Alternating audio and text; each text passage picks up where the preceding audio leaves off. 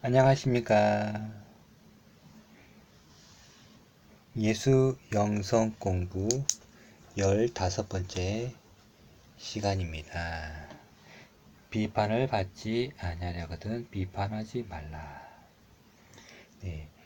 예수 참제자 수도에는 예수님을 사랑하고 그 뜻을 실천하고자 하는 형제 자매들에게 소중한 예수님의 말씀을 전하는 섬김이입니다. 누구든지 오셔서 예수님의 귀한 말씀을 공유하시고 영혼의 양식을 삼으시기 바랍니다. 저희 카페에 들어오는 방법은 다음 검색에서 예수 참제자 수도에 검색하면은 바로 찾을 수가 있습니다. 여기에서 예수 가라사대 여기 카테고리에 보시면은 예수님의 귀한 말씀을 하나하나 자세히 풀어 놓았습니다. 네. 예수 영성 공부의 목적. 이것의 목적은 내 안의 신성을 찾기 위함입니다. 내 안에. 예수님의 말씀을 통해서 나를 비춰보자는 것이죠. 그래서 내 안의 신성은 내 안의 빛이다 라고 생각하면 되죠. 내 안의 빛을 뭐 해야 된다? 발견해야 한다. 내 안의 빛을 모르고는 눈 감고 신앙하는 것과 같죠. 네.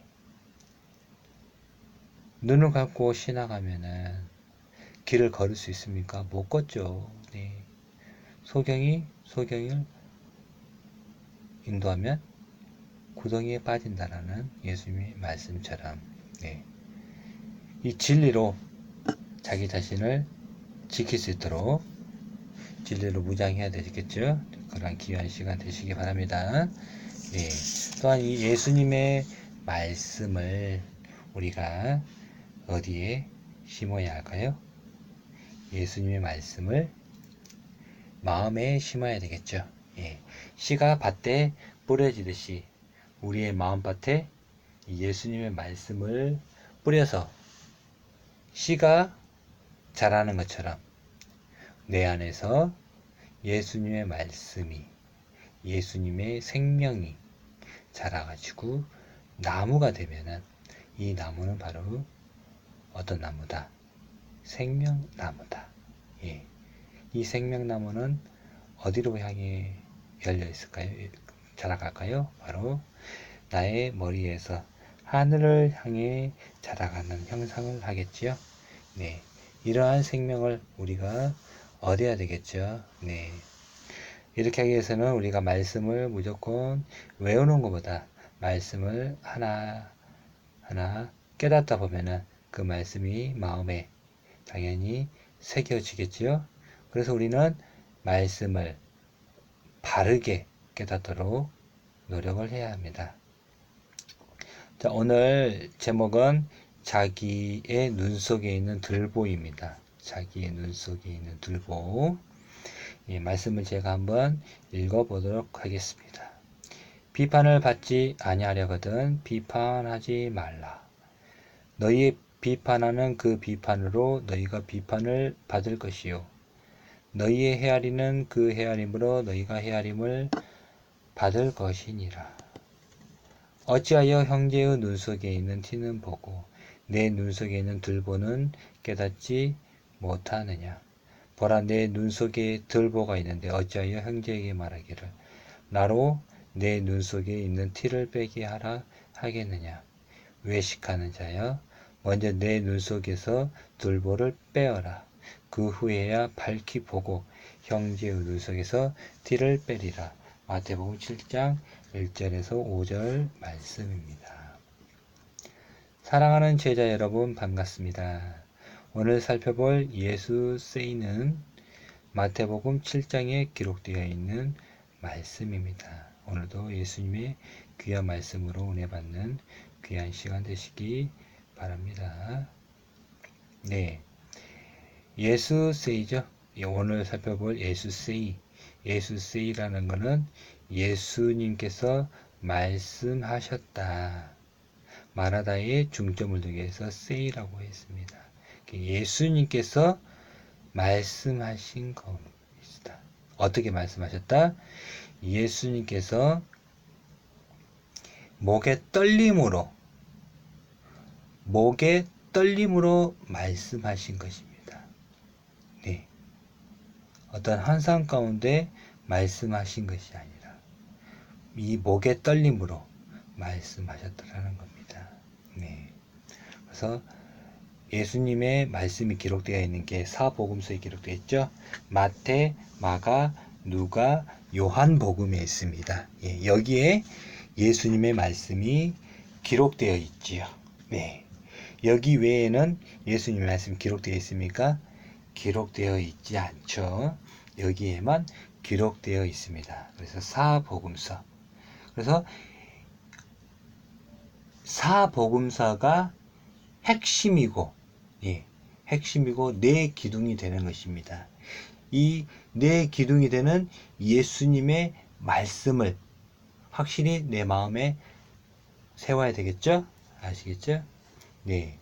비판을 받지 아니하거든 비판하지 말라. 너희의 비판하는 그 비판으로 너희가 비판을 받을 것이요. 너희의 헤아리는 그 헤아림으로 너희가 헤아림을 받을 것이니라.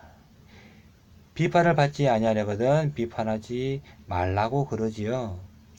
하지만 우리는 남의 잘못을 보게 되면 비판을 하게 되죠. 네.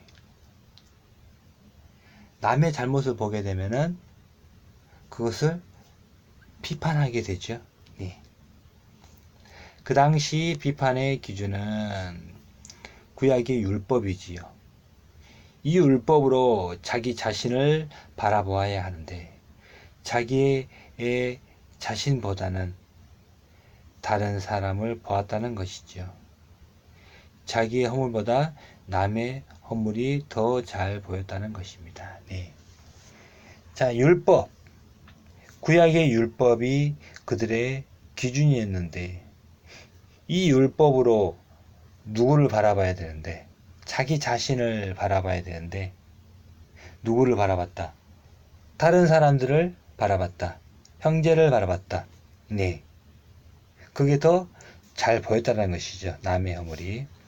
그래서 예수님께서 뭐라고 말씀하셨습니까? 어찌하여 형제의 눈 속에 있는 티는 보고 너의 눈 속에 있는 들보는 깨닫지 못하느냐?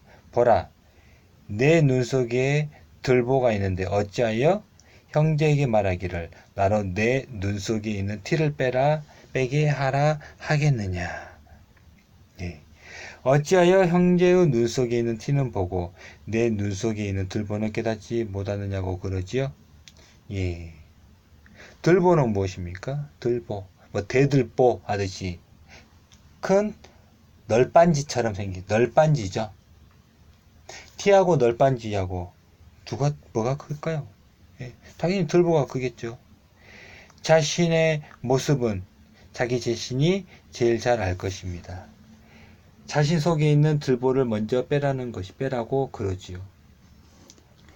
티와 들보 중에 무엇이 큰 건가요? 당연히 들보지요.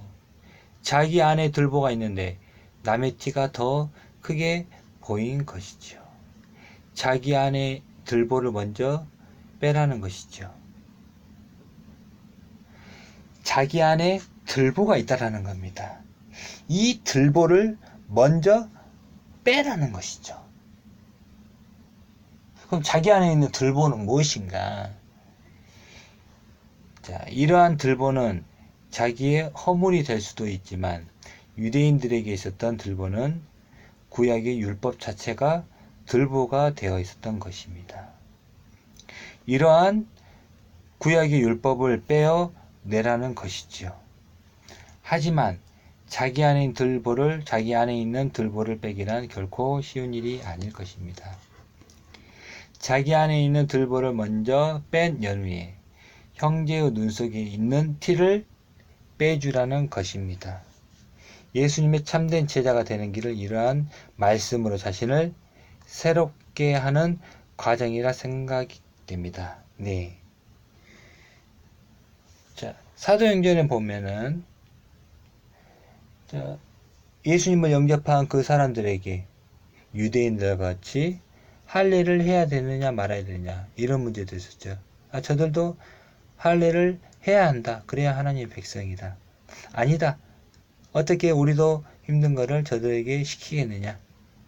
네, 그와 같이 구약의 율법을 빼내야 되는데 빼내지 못했다라는 것이죠. 저들도 할례를 해야 된다. 율법을 지켜야 되냐 말아야 되느냐. 율법을 지켜야 된다. 그래야 하나님 백성이다. 그러한 것처럼. 네.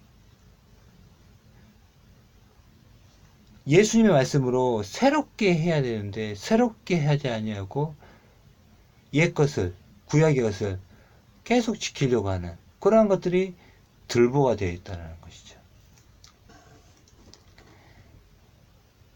예수님이 참된 제자가 되는 길은 이러한 말씀으로 자신을 새롭게 하는 과정이라 생각됩니다. 하나님의 나라가 이 땅에 이루어지게 하기 위해서는 서로 비판하는 세상이 아니라 서로 축복하고 용서하고 사랑하는 세상이 되어야 한다는 것이죠. 네. 하나님 나라가 이 땅에서 이루어지게 하기 위해서. 예. 먼저는 우리가 축복하고 서로 용서하고 서로 사랑하는 세상, 이러한 세상이 되어야 한다는 것입니다. 비판을 하게 되면 어떻게 됩니까? 싸우게 되죠. 예. 싸움이, 분쟁이 일어나고 싸우게 됩니다. 자, 그렇지만 무조건 비판하지 말아야 되느냐? 자, 하지만 공적인 기관에 대한 비판은 해야 하지요. 개인에 대한 비판과 공적 기관에 대한 비판은 다르지요. 교회는 개인이 아니지요. 교회는 공적인 기관입니다. 교회가 잘못하고 있다면 비판을 해야 하지요. 잘못을 덮고 간다면 그 교회는 죽은 교회나 마찬가지입니다. 자기 아들에게 세습하는 교회나 땅 매입을 통해서 교회의 부를 늘려나간다면 비판받아야 마땅합니다. 잘못하는 것은 잘못하고 있다고 말해야 하겠지요. 그렇죠? 네. 부자 세습, 교회의 부자 세습이나 또 땅 투기, 네.